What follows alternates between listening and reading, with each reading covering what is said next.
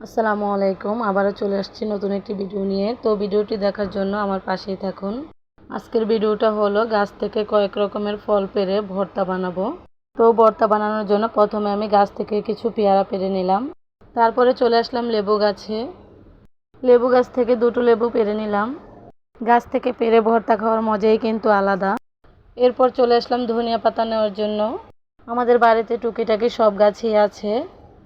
বেশিরভাগই কোনো কিছুর জন্য বাজারে যাওয়া লাগে না, হাতের কাছেই সব সবজি এবং ফল পেয়ে যাই। কারণ এই গাছগুলো আমার মা আগে থেকে লাগিয়ে রাখে, যখন যেটার সিজন তখন সেটাই লাগিয়ে রাখে।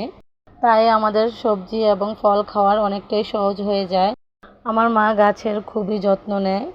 আমার মা গাছ খুবই পছন্দ করে। এরপর চলে আসলাম মরিচ গাছে মরিচ পাড়ার জন্য। এখন আমি মরিচ পাড়তে গিয়ে মরিচের গাছও ছিঁড়ে ফেলেছি। এরপর মরিচের গাছ থেকে মরিচগুলো নিয়ে নিব। মরিচগুলো নিয়ে আমি চলে যাব একটা পেঁপে পাড়ার জন্য। তারপরে গাছ থেকে একটা পেঁপে পেড়ে নিলাম। এরপর সবগুলো ফল নিয়ে চলে আসলাম কাটাকাটি করার জন্য। প্রথমে পেয়ারাগুলো ছোট ছোট পিস করে কেটে নিচ্ছি। পেয়ারা কাটা হয়ে গেছে, তারপরে কেটে নিচ্ছি পেঁপেটা। একটা পেঁপে থেকে আমি অর্ধেকটা পেঁপে নিব।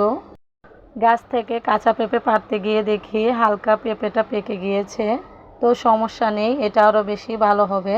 এরপর একটা লেবু থেকে একটুখানি লেবু নিয়ে নিলাম ছিলকা সহ ছোট ছোট কুচি করে। তারপরে নিয়ে নিলাম ধনিয়া পাতা কুচি, কাঁচামরিচ কুচি। এরপর ভর্তাটা বানানোর জন্য নিয়ে নিলাম পরিমাণ মতো তেঁতুল, পরিমাণ মতো লবণ, দুটো শুকনো মরিচ। এরপর হাত দিয়ে ভালোভাবে চটকিয়ে নিব। ভর্তাটা ভালোভাবে চটকিয়ে নেওয়া হয়ে গেছে, এখন আমাদের খাওয়ার পালা। এখন সবাই মিলে ভর্তা খেয়ে নিচ্ছি। মাশাআল্লাহ, ভর্তাটা অনেক মজা হয়েছিল। আপনারা একবার হলো এই ভর্তাটা বানিয়ে দেখবেন, এটা খেতে ভীষণ মজা হয়। আজকের ভিডিও এই পর্যন্তই। সবাই ভালো থাকবেন, সুস্থ থাকবেন। আল্লাহ হাফেজ।